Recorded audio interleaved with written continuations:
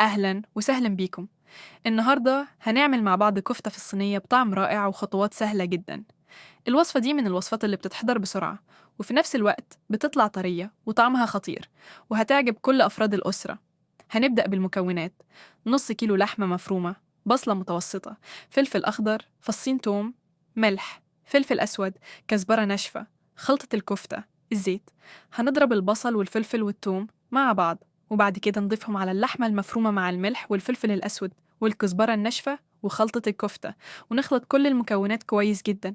بعد كده نفرش الصينية بفلفل أخضر وبصل وتوم ومعلقتين صلصة، وبعد كده نفرد الكفتة في صينية وندهن وشها زيت خفيفة علشان تاخد لون جميل أثناء التسوية، ثم ندخلها فرن ساخن لحد ما تستوي وتتحمر من فوق.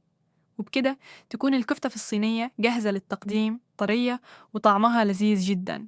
جربوا الوصفة، ولو عجبتكم متنسوش تتابعوا القناة علشان تشوفوا وصفات أسهل وألذ كل يوم.